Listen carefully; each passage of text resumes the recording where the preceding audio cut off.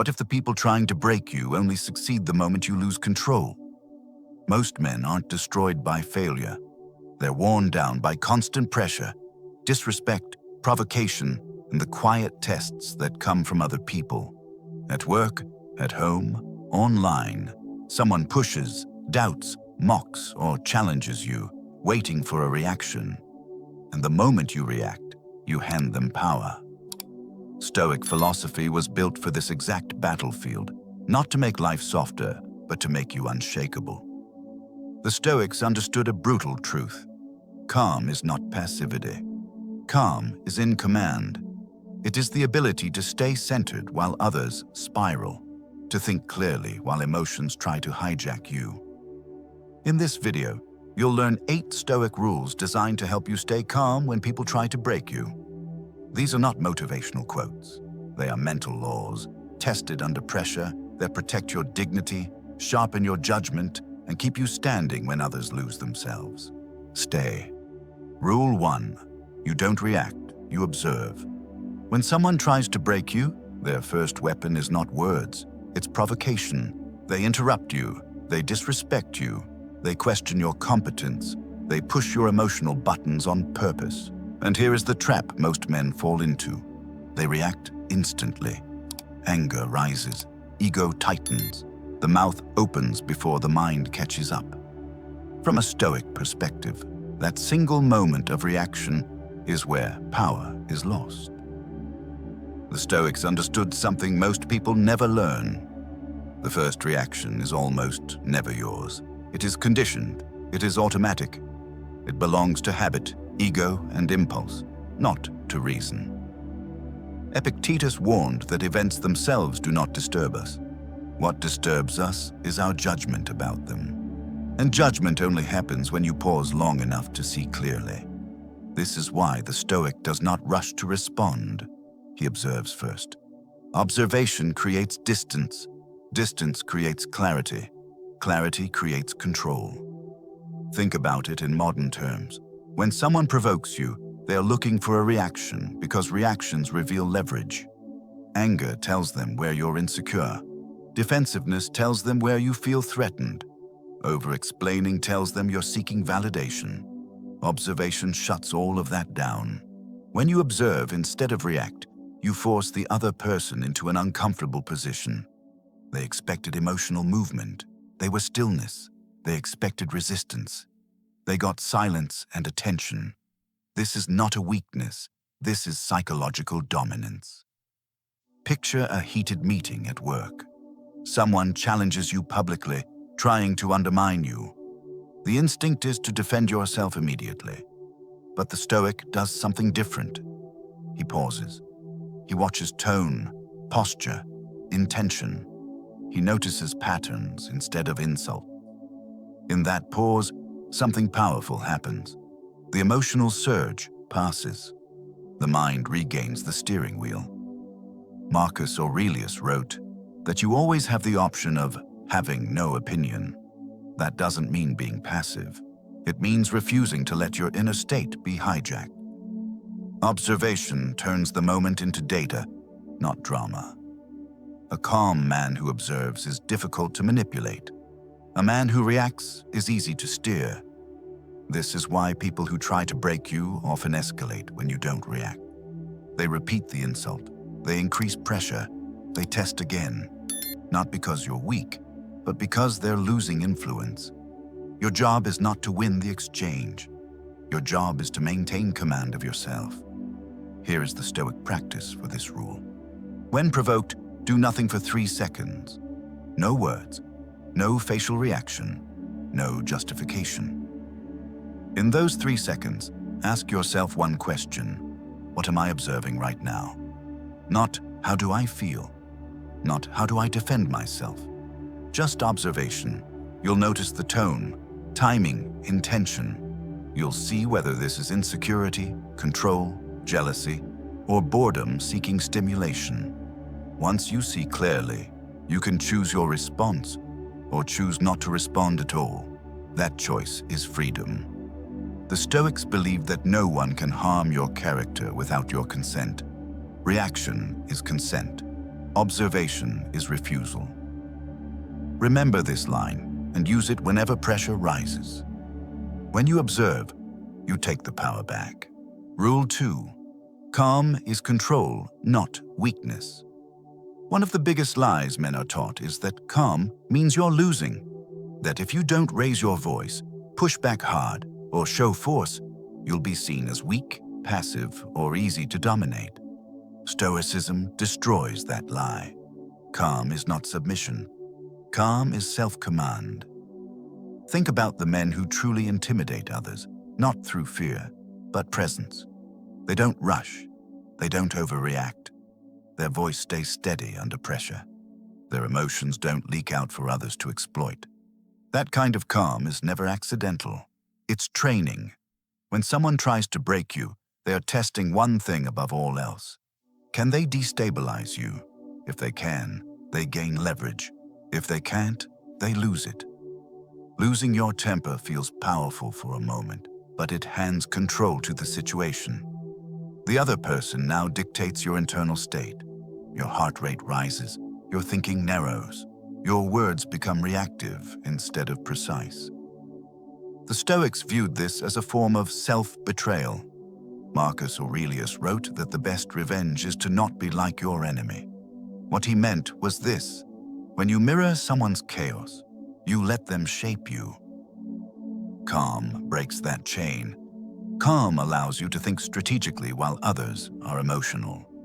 Calm allows you to choose timing instead of being dragged into immediacy. Calm keeps your dignity intact when others try to provoke you into lowering it. In modern life, this shows up everywhere. A co-worker tries to embarrass you in a meeting. A family member pushes your buttons because they know your triggers. Someone online throws insults, baiting you into a reaction. The instinct is to prove something, to show strength through force or volume. But Stoic strength works differently. Calm communicates something silently. I am not threatened. And nothing unsettles an aggressive person more than realizing they have no access to your emotions. This is why calm men are often described as intimidating without trying. Their restraint signals confidence. Their lack of reactivity signals internal order. There's a reason experienced leaders, fighters, and negotiators all train calm under pressure. They understand that emotional control is the real leverage. Epictetus taught that freedom begins when you stop trying to control what's outside you and start mastering what's within. Calm is the visible result of that mastery. This doesn't mean you tolerate disrespect. It means you don't respond to it impulsively. Calm gives you options. When you're calm, you can decide whether to speak, set a boundary, walk away, or address the issue later when emotions have cooled. When you're reactive, you lose that range. Here's the Stoic practice for this rule. When tension rises, slow your body before you try to control your thoughts. Lower your breathing. Relax your jaw. Drop your shoulders. The body leads the mind. By slowing your physiology, you interrupt the emotional spike that drives reckless responses. Within seconds, your thinking becomes clearer. Your words become fewer and sharper. You'll notice something important when you practice this. People who rely on emotional pressure will grow frustrated. They expected chaos. They got control. That frustration is not your problem. Calm is not about being agreeable. It's about being unmovable. And the more you train it, the more people sense it before you even speak. Remember this: anyone can be loud. Very few can stay calm. And those few are the ones who are hardest to break. Rule 3. Control what's yours. Release the rest. Most people don't lose their calm because of what happens. They lose it because they try to control what was never theirs to begin with. Other people's opinions, other people's behavior, other people's moods, decisions, and reactions. The Stoics saw this mistake clearly. They knew that the fastest way to mental exhaustion is to fight reality instead of mastering yourself. Epictetus built his entire philosophy around one ruthless distinction. Some things are up to you. and some things are not. Peace begins the moment you stop confusing the two. When someone tries to break you, they often do it by pulling your attention toward what you can't control. They insult you and wait for you to fix their opinion. They disrespect you and wait for you to correct their behavior. They misunderstand you and expect you to chase clarity. That chase is where calm dies. The Stoic refuses that trap. You do not control how people perceive you. You do not control whether they approve of you. You do not control whether they act fairly, but you do control your judgment. You do control your actions. You do control the standards you live by. Marcus Aurelius reminded himself daily that he would encounter rude, arrogant, and selfish people. Not because he was pessimistic, but because preparation prevents shock. When you expect difficulty, it loses its power over you. Think about how often calm disappears because of one sentence. This shouldn't be happening. That thought is resistance, and resistance creates tension. Stoicism replaces resistance with clarity. When something happens, the Stoic asks a simple question: is this within my control? If the answer is no, energy is released. If the answer is yes, action is taken without drama. This rule is especially powerful in modern life, where attention is constantly pulled outward. News cycles, social media, office politics, all invite you to care deeply about things you cannot command. Every time you accept that invitation, your calm erodes. Imagine someone spreading rumors about you at work. The instinct is to confront everyone, correct every lie, manage every perception. But perception is not fully controllable. Character is. A Stoic focuses on consistent action, clear boundaries, and steady performance. Over time, reality speaks louder than reaction. Control what you can influence directly. Release what exists outside your reach. This isn't indifference, it's precision.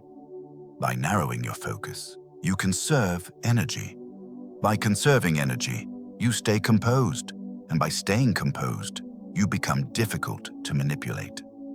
Here's the Stoic practice for this rule.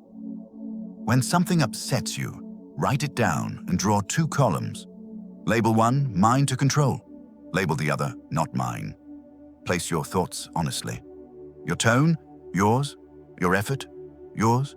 Your integrity, yours. Their response, not yours. Their mood, not yours. Their approval, not yours. Once it's on paper, the mind relaxes.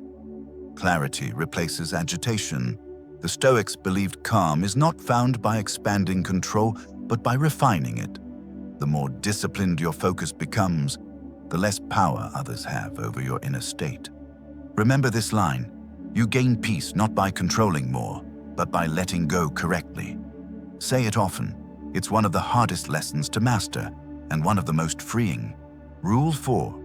Silence is often the strongest response. When someone tries to break you, they usually want one thing: engagement, not resolution, not the truth. Engagement. Words give them traction. Explanations give them leverage. Arguments give them control over your time and energy. The Stoics understood this long before modern psychology named it. They knew that not every challenge deserves a response, and that silence, when chosen deliberately, can be an act of strength. Most people speak to relieve tension. Stoics remain silent to maintain command.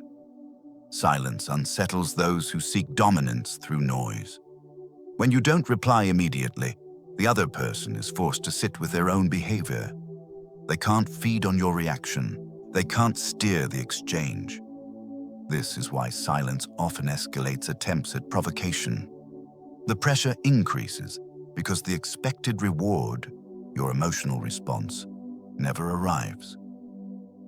That escalation is proof you're doing something right. Marcus Aurelius reminded himself that he didn't have to turn this into something. That single line captures the power of silence. Not every comment requires a counter. Not every accusation deserves defense. In modern life, silence is rare. Everything demands instant reaction. emails, messages, public criticism. The faster you respond, the more predictable you become. Stoicism teaches the opposite. A pause creates asymmetry. Asymmetry creates advantage. Think about an argument where one person keeps talking while the other remains composed and quiet. The speaker often reveals more than they intended. They expose insecurity, aggression, or lack of control. Silence becomes a mirror. This doesn't mean you never speak. It means you speak on your terms. Silence allows you to choose timing. It allows emotions to settle. It allows the truth of the situation to surface without interference. In relationships, silence can prevent unnecessary damage. In conflict, it can stop escalation. In power dynamics, it can shift the balance instantly. Here's the Stoic practice for this rule. When provoked, delay your response intentionally. Give yourself a fixed window, 24 hours if possible. During that time, observe how the situation changes without your involvement. Often, it resolves itself. Other times, clarity emerges about whether a response is even needed. If you do choose to speak, your words will be fewer, calmer, and more precise. Silence is not avoidance, it's restraint, and restraint signals confidence. Remember this: when you stop feeding the conflict, it starves. Silence doesn't make you invisible, it makes you untouchable. Rule 5. Don't take it personally. It's projection. One of the fastest ways people try to break you is by making their behavior feel personal. An insult feels targeted. A criticism feels intentional. A dismissal feels like a verdict on your worth. Stoicism cuts through that illusion. Most attacks are not about you. They're about the other person's inner state. The Stoics understood human behavior deeply. They knew that people act from fear, insecurity, envy, and unmet desire far more often than from clear judgment. When those inner conflicts have no healthy outlet, they get projected outward. Projection turns inner chaos into external blame. When someone belittles you, it often reflects their own feelings of inadequacy. When someone tries to control you, it often reveals their fear of losing control themselves. When someone constantly criticizes, it usually masks dissatisfaction with their own choices. Taking this personally is a mistake, and an expensive one. Marcus Aurelius reminded himself that when people act badly, it's because they don't know any better at that moment, not as an excuse, but as an explanation. Understanding this protects your peace. The moment you stop personalizing behavior, emotional hooks lose their grip. Insults no longer land the same way. Criticism becomes information, not injury. This doesn't mean you excuse disrespect. It means you interpret it accurately. Modern life encourages personalization. Social media amplifies it. Every comment feels like a judgment. Every disagreement feels like rejection. Stoicism offers an antidote. Separate your identity from other people's emotional noise. Imagine someone snapping at you over something minor. The instinct is to feel attacked, but step back. Ask what pressure they're under. What fear is driving the reaction? What insecurity might be leaking out? When you see the cause, the sting fades. Here's the Stoic practice for this rule. When someone attacks you verbally or emotionally, silently label it. This is projection. Not out of arrogance, out of clarity. That label creates distance. Distance prevents over-identification, and without over-identification, calm returns. You become harder to provoke because there's nothing to grab onto. Remember this line: what others throw at you reveals more about them than about you. Once you truly understand that, attempts to break you start to feel hollow. They lose weight. Rule 6. Discomfort is training, not damage. Most people believe discomfort is a signal to retreat. The Stoics believed it was a signal to strengthen. When someone tries to break you, the pressure you feel is not always an attack. It is often an opportunity to build resilience. The mistake is assuming that emotional discomfort equals harm. It doesn't. Stoicism teaches that the mind, like the body, grows stronger through resistance. Avoidance creates fragility. Exposure builds control. Marcus Aurelius practiced imagining difficult situations before they happened, not to suffer in advance, but to remove their shock. When difficulty arrives as expected, it loses its ability to destabilize you. Modern life trains the opposite reflex. Discomfort is anesthetized instantly. Scrolling, distractions, numbing habits. As a result, tolerance drops. Small pressures feel overwhelming. This is why minor disrespect or tension can trigger outsized reactions. The nervous system is untrained. The Stoic does something radical. He stays present with discomfort without dramatizing it. Someone challenges you publicly. Your heart rate rises, your body tightens. Instead of escaping or lashing out, you stay. You breathe. You let the sensation pass through without acting on it. That moment is training. Over time, your threshold expands. Situations that once rattled you become manageable. Calm stops being fragile and starts becoming durable. This is especially powerful in social pressure. Many people lose control not because of real danger, but because of perceived judgment. Stoicism reframes that fear. Judgment cannot harm your character unless you let it. Here's the Stoic practice for this rule. Choose one small discomfort daily and face it intentionally. Speak when it's uncomfortable but necessary. Stay silent when ego wants to react. Hold eye contact. Sit with criticism without defending immediately. Each act is a repetition. Each repetition builds composure. Over time, people notice something. You don't flinch easily. And when you don't flinch, attempts to break you lose force. Remember this. Pressure does not break the trained mind. It forgets it. Discomfort is not your enemy. It's your instructor. Rule 7. Your dignity is non-negotiable. Staying calm does not mean tolerating everything. This is where many people misunderstand Stoicism and weaken themselves. Stoic calm is not submission. It is self-respect under control. When someone tries to break you, they often test one boundary repeatedly: your dignity. They push with sarcasm, disrespect, guilt, or subtle humiliation, hoping you'll either explode or quietly accept it. Both reactions serve them. The Stoic chooses a third path. You do not react emotionally, but you also do not allow access without limits. Epictetus was clear on this. You are responsible for protecting your moral character. That includes how much disrespect you permit. Calm without boundaries becomes self-betrayal. Boundaries without calm become chaos. True strength is calm with limits. Many men stay calm on the surface, while resentment builds underneath. They tell themselves they're being strong, but in reality, they're avoiding confrontation. Over time, that avoidance erodes self-respect, and others sense it. Stoicism rejects that. A Stoic does not argue to prove worth. He does not explain himself endlessly. He does not beg for understanding. He sets boundaries briefly, clearly, and without emotion. Dignity does not require drama. Imagine someone repeatedly crossing a line, talking down to you, dismissing your time, making passive-aggressive remarks. The reactive man explodes. The passive man endures.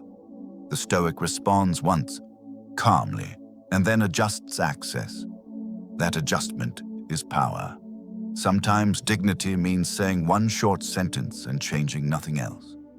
Sometimes it means walking away without explanation. Sometimes it means disengaging permanently. What it never means is tolerating disrespect to appear calm. Marcus Aurelius wrote that you can leave at any time, and that option gives you strength. The ability to withdraw without anger is a form of dominance.